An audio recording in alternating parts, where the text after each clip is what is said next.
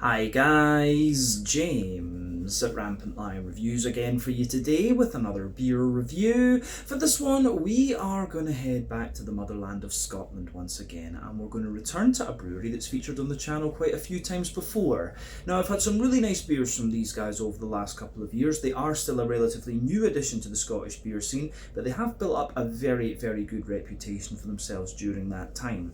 So these guys are most definitely best known for their different kinds of sour beers, wild ales, however you want to term them, and they've done quite a wide variety of different styles within that particular style umbrella. Every so often you will find another kind of more conventional style from them, I guess you could say, and those beers always turn out to be pretty good as well. But the beer that we're going to have a look at today is a style that I've had from this brewery a couple of times before. It's a style that I very much enjoy and one that I know this brewery can do really, really well. So needless to say, I'm very, very curious to see what this beer is going to have in store for us. Hopefully it's another good beer, hopefully it makes for an interesting review, and as always I hope that you guys watching enjoy my take on this one as well. So yeah, for this review then, like I said, we're going to head back to my motherland of Scotland once again. We are going to go to the city of Dundee in Tayside, and that means we're going to have a look at another beer from the wonderful Holy Goat Brewing. So this particular beer is called Crimson King. It comes in at 7% ABV, and this one is a barrel-aged Flanders red brewed with Scottish strawberries, cherries and blackcurrants. So yeah, the area that these guys are from in Scotland, or particularly the area between Perth and Dundee, is really well known for its berry and fruit production actually. So yeah, Holy Goat, when it comes to these sour beers, they've got a great selection of things on their doorstep that they can use in their beers. So these are beers that I always like to review on the channel. In fact, it is almost a little bit of a taste of home. And for those of you who don't know, these Scottish desserts tend to be based on things like strawberries, raspberries and things like that, just because that's what we have available. But yeah, always nice to try a Flanders red as well. This is one of my favourite sour beer styles, and like I said earlier, Holy Goat can do these really, really nicely. So yeah, let's crack on with this one then and see what it's going to have in store for us. So as always with my reviews then, I'll tell you a little bit about the brewery before we taste the beer. If you want to get straight to the tasting though, just fast forward. All the usual links can be found in the video description below. That's the brewery website, the link to my other reviews that I've done from Holy Goat Brewing before, and we will no doubt add more to that list at some point in the near future. But there's all the usual social media down there. If you want to see more reviews, do please consider subscribing to the channel. The support that you give is massively appreciated, and remember, you can go into the channel homepage and search for beer using the geography tagging system. So go in there, use the little search bar, put in your hometown, state, county, province, whatever you like. If I've reviewed beers from the area that you search for, they will pop up. Failing that though, you can check out the playlist of beers from different countries. You'll find this one in the Scottish playlist along with a number of other things. That's being added to quite regularly, of course, because we do get a decent selection of Scottish beer out here in Hong Kong, and do make sure you check out the playlist of beers from other countries as well, because there are some very interesting things on the channel these days, even if I do say so myself. But yeah, let's go on to my brewery notes then, and I'll tell you a wee bit about Holy Goat Brewing once again then. So Holy Goat Brewing, as I've mentioned to you already, are based in the city of Dundee in Tayside, and the company was founded back in 2021 by Johnny Horn, who was one of the original co-founders of Vault City Brewing. So Johnny is originally from Wales, and he started experimenting with fermentation when he was about 15, but he later moved to Edinburgh to study for a PhD in archaeology. But he said that during this time he ended up reading more brewing textbooks than archaeology papers. He also ran the University Brewing Society and then worked at Brew Store before he got a job brewing part-time at the Hanging Bat on Lothian Road in Edinburgh, which is somewhere that I do recommend you check out. But it was there that he began to experiment with different sour beers and wild ales, starting back in about 2012.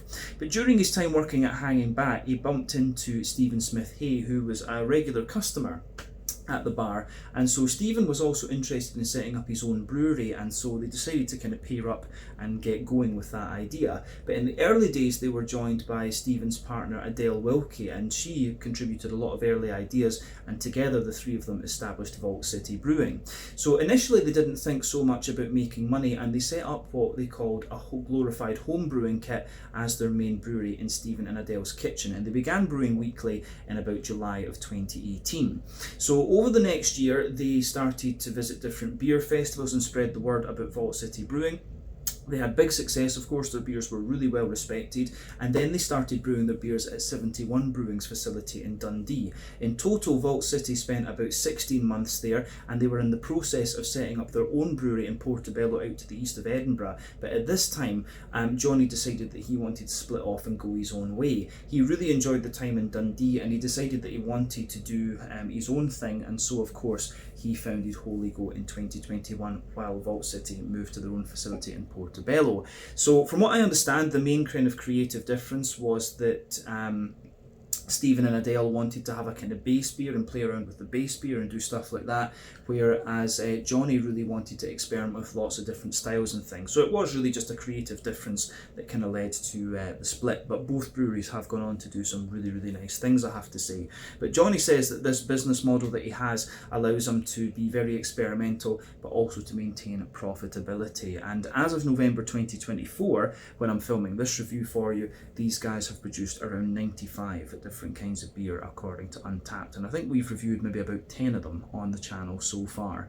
So yeah, that is everything I can really tell you about Holy Goat Brewing for the moment. These guys are one of the really respected Scottish craft breweries just now, and yet Holy Goat and Vault City have really upped the recognition of sour beers in Scotland, so they've done something really quite cool in the Scottish beer scene, I would say too.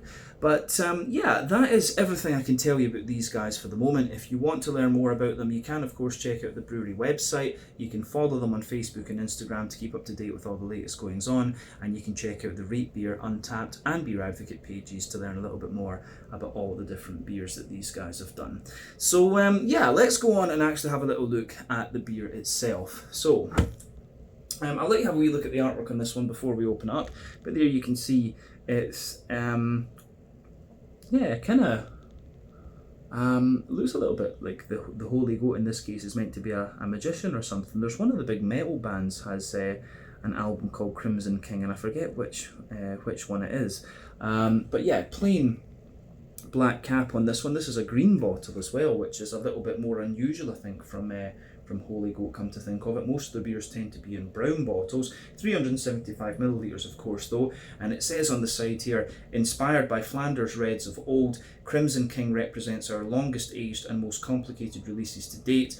It combines 4 brews of different ages. One batch was aged for 3 months, another one for 4 months with aged hops, another one for nearly 2 years in tank, and the final portion aged for 1 year in whiskey casks. So yeah, that's pretty interesting. But this blend was re-fermented and aged for an additional month on locally grown Scottish strawberries, cherries and blackcurrants, totaling 250 grams per litre. Deep complexities abound in this aged beast. Behold the Crimson King. So yeah, I guess they're just calling it Crimson King as a reference to the beer then, not a reference to the metal album. But yeah, I'm guessing with a name like Holy Goat, probably Johnny is a little bit of a metalhead.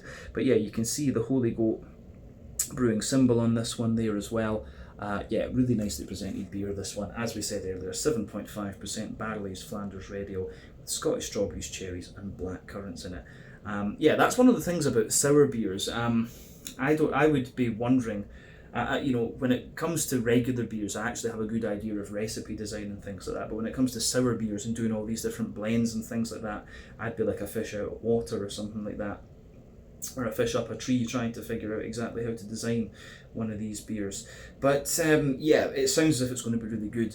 Let's get this guy out into the glass and see what it has in store for us. Oh.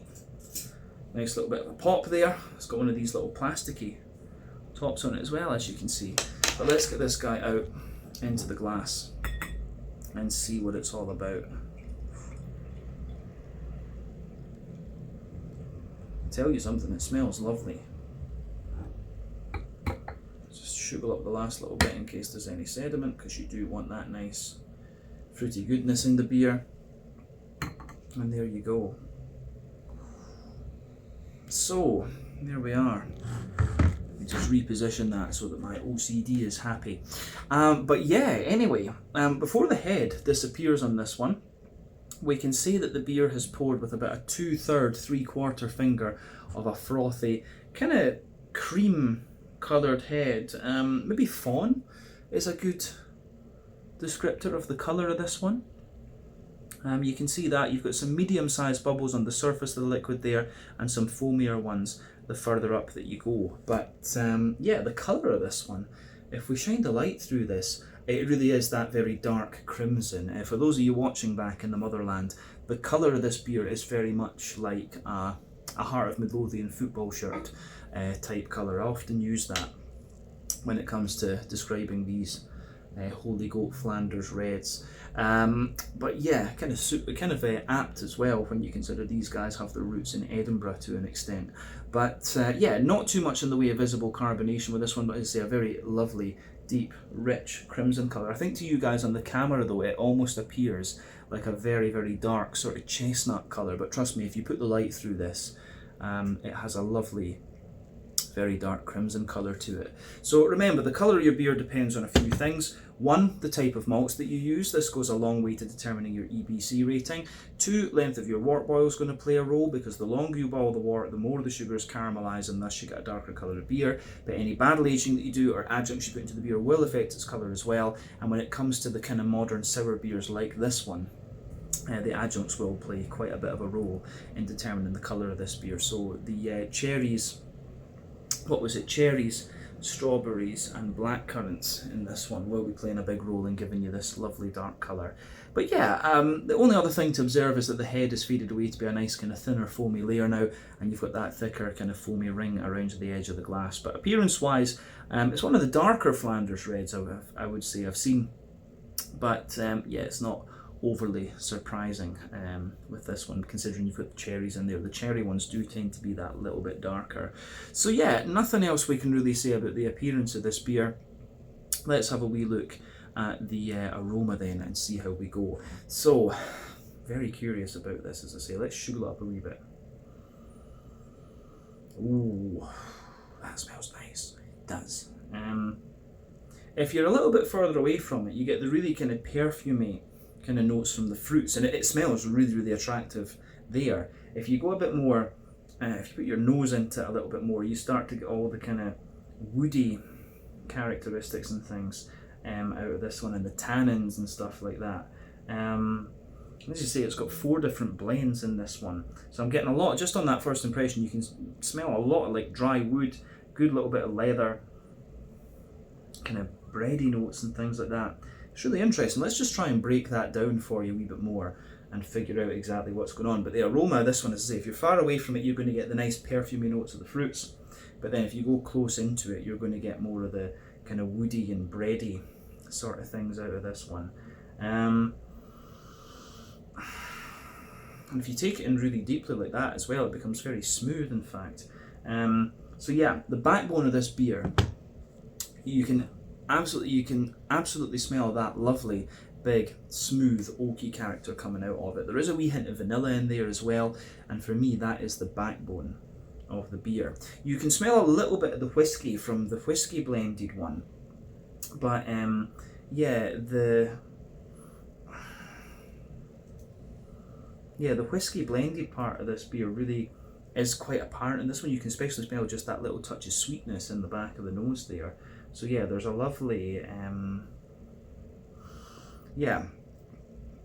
there's a lovely mix of oaky character, a little bit of vanilla, and then yeah, that little bit of whiskey in there. But then above that, you start to get the bready side of the beer. So for me, there's a good little bit of like a kind of wholemeal, brown bready sort of character coming out of this one. So yeah, lovely kind of wholemeal. Lovely kind of brown bready bread crust in there. Then above that you get like a more grainy brown bread as well. And then yes, you get the bread crust, the wholemeal brown bread, and then yeah, the more kind of grainy brown bread above that actually. It's almost got a little bit of a toasty, grainy type character to it as well. But yeah, on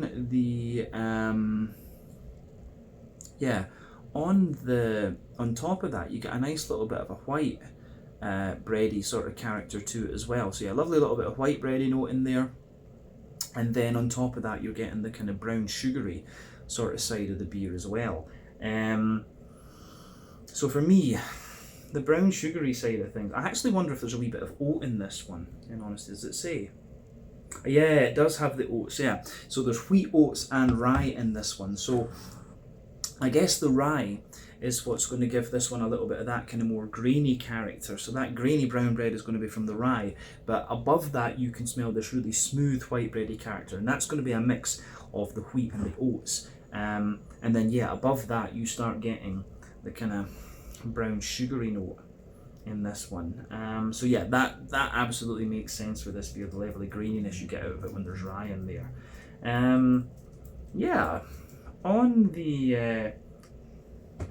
Yeah, on the on top of that, you've got this nice kind of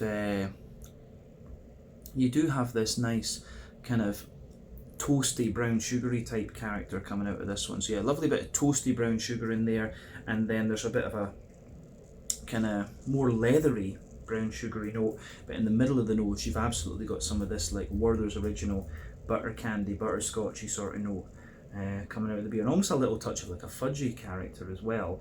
So yeah, the way that this beer goes together on the malty side of things, I think is really interesting. The rye comes out, the wheat and the oats are there, and then yeah, all of the rest of the stuff is very, very nice.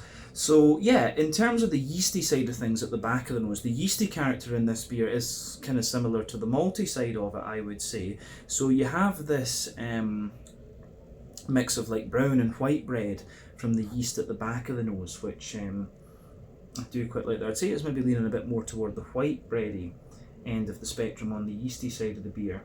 Yeah, and there's a wee bit more almost vanilla to it as well.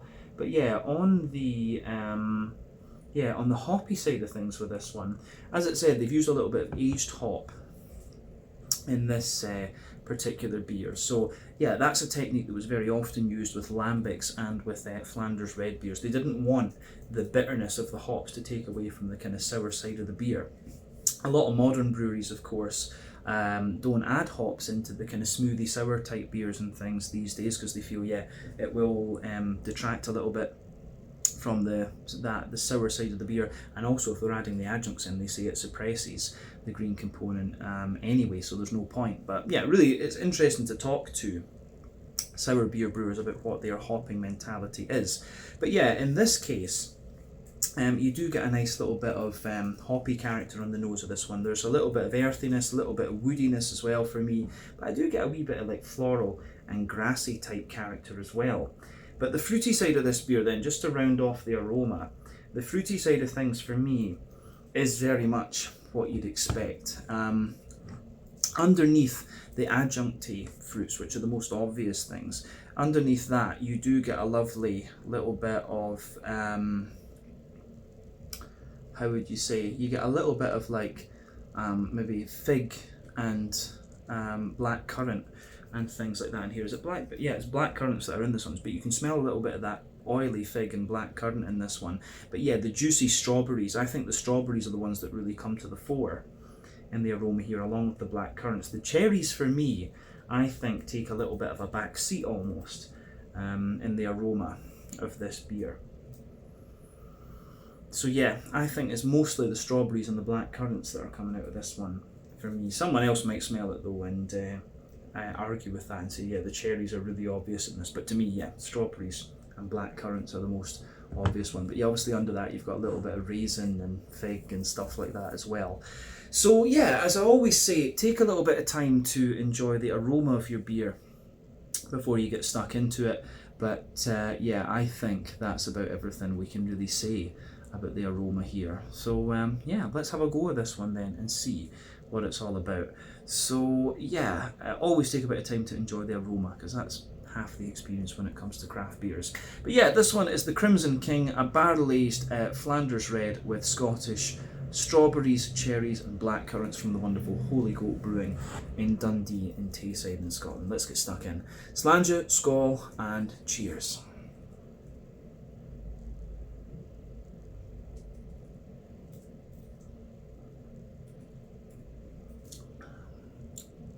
Ooh, that's really nice. I'll tell you something as well. It does have quite a little bit of impact to it. Yeah.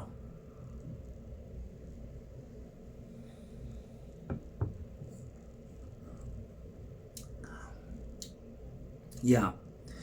There's quite a little bit of when you first take this one in, when you talk about sour beers generally, you have to talk about kind of impact flavours. This beer does give you a good little bit of that, but you know, I think the last one we reviewed from Holy Goat, which was the it was the jasmine and I forget, was it jasmine and nectarine? I forget.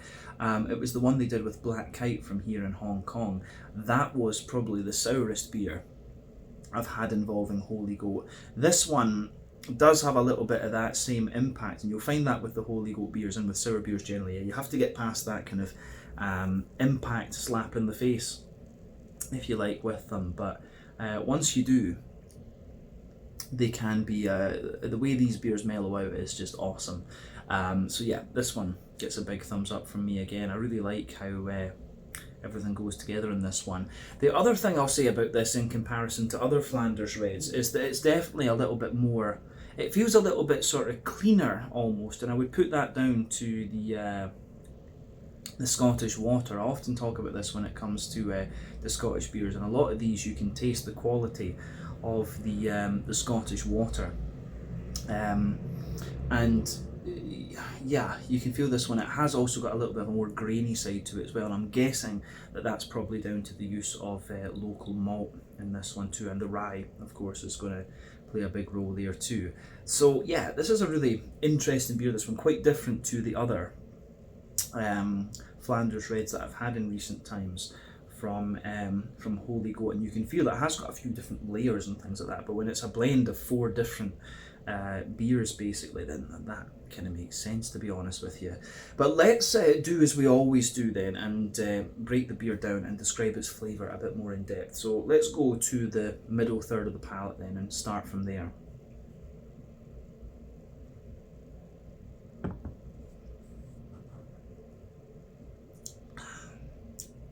So yeah, the middle, the middle third of your palate then, the backbone of the beer. You can taste that really nice. There's that, the backbone of this beer, you get that lovely smooth European oak in there. As I've often said, sweeter flavours come out further forward on the palate, more dry and bitter flavours come out further back. So you can feel the wood is slightly smoother further forward on the palate, but of course it's a little bit drier the further back that you go. So further forward on that middle third of the palate, you get that really nice, you get that really nice sort of little vanilla type quality coming out of this one. So the woody character lingers there into the aftertaste for sure. On top of that, you start to get some of the malty character of the beer. So for me, there's quite a grainy, quite a little bit of a grainy brown bready bread crust to this beer for sure.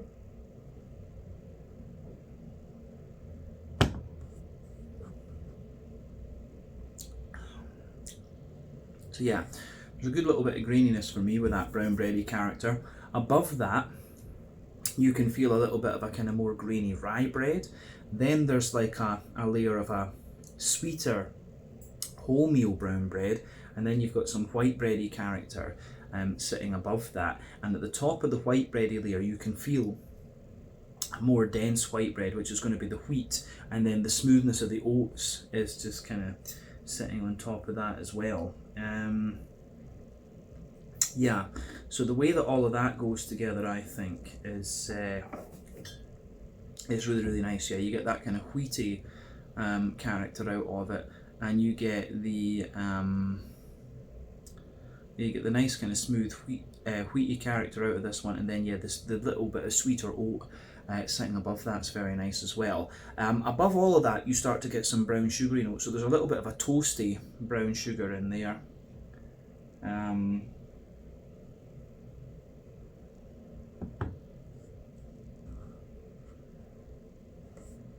Yeah, so there's a wee bit of a there's a wee bit of a kind of toasty brown sugary note in there. Then above that, a bit more of a kind of leathery, drier brown sugar. Usually when you get leathery brown sugars, of course, that's an indicator of a slightly longer wort while, but in this case I don't think that's the case here. But yeah, so toasty brown sugar, leathery brown sugar, then in the centre of your palate you've got that little circle there, and it's a little bit more kind of like fudgy underneath, and then in the dead centre it's a bit more like a kind of Werther's Original butter candy butterscotch, and then there's a wee kind of sprinkling of McVitie's digestive biscuit in there. So yeah, I think that covers the kind of malty middle third of your palate in this beer. So yeah, that can be that. Yeah, so in terms of the middle third of the palate, we said everything we need to. Let's go to the back third of the palate then and focus on the yeasty characters of this beer. So yeah, the border region between middle and back third of your palate, you get that nice little bit of bready build up in there. So you can feel the kind of rye bread in the base, the wholemeal brown bread in the middle, the white bread on top, and then a wee bit of the more dense wheaty character there. And yeah, the base of that back third of the palate, you've got a really nice,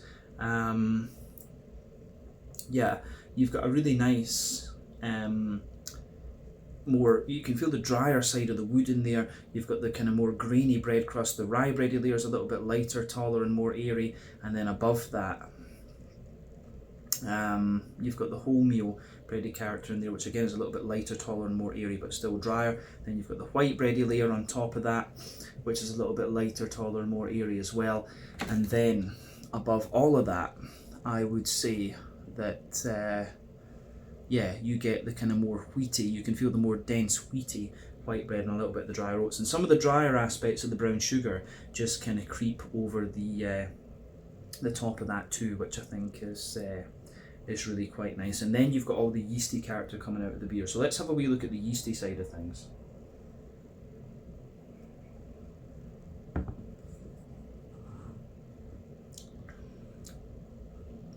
So yeah, the yeasty side of this one for me, at its core, it's a more grainy wholemeal brown bread. Then if you go out to the edge of that, it's got a little bit more of the kind of rye bready type character, and then more of a kind of grainy bread crusty note. So the yeasty side in this beer is certainly a good little bit more grainy, and that lingers into the aftertaste as well actually. So yeah, the malty side of this one is actually less sweet and less smooth, I would say, than what you're going to find from the kind of more classic Belgian Flanders reds, and I think that's just the Scottish malt and the yeast to an extent as well. But yeah, definitely back third of your palate, you can feel the flavour is taller. Then as you move further forward into the middle third of your tongue, it just kind of condenses down and squashes together there. But yeah, let's go on to the green component of this one and finish off with the fruity character. So yeah, back corners of the palate, you've got that nice little bit of earthiness in there. As you move further forward, it gets a little bit more kind of herbal and slightly woody, and then yeah, as you kind of push further forward along the sides of your palate there, it's got a little bit of, I would say,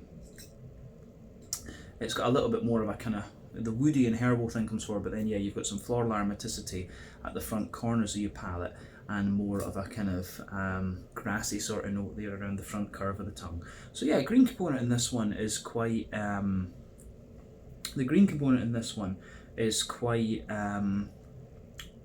quite apparent, I would say. So yeah, on the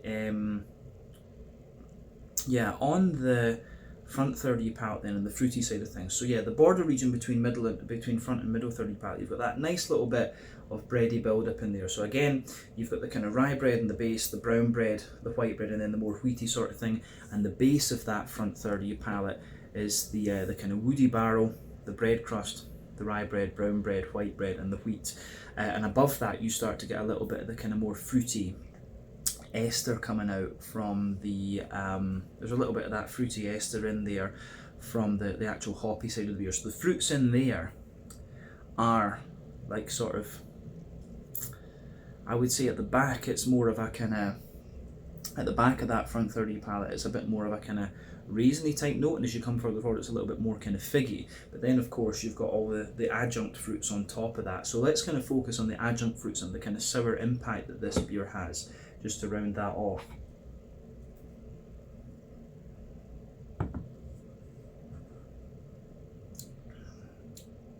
So yeah, for me, the impact when this beer comes in, just behind that front tip of the tongue, you can feel that sour impact there, and it does give you quite a little bit of that almost kind of vinegary type thing. And then yeah, it just mellows out really nicely. As I've often said, for me, a good sour beer is one that just mellows out nicely, and this beer absolutely does that. But yeah, that sharpness in there, I think that's probably coming from the cherries, and that comes in just behind the front tip of the tongue and sort of dissipates quite nicely and leaves you the more smooth brown sugary type characters. But yeah, on top of the fruits from the hops, I would say it's the black currants mostly that are sitting further forward, and then yeah, behind that you've got the juiciness of the strawberries, and I think the black currants and strawberries kind of spread around the edge of the palate too and sort of suppress the green component in this one. But I think the major acidity in this one is most likely to come from the cherries in this case. So yeah, I think juiciness coming from the strawberry and the blackcurrant, and the kind of sharpness in this beer is coming from the cherry, no doubt about that for me. But yeah, I think that's everything we need to say about the flavour of this beer. So let's just round off with a wee quick look at the mouthfeel then.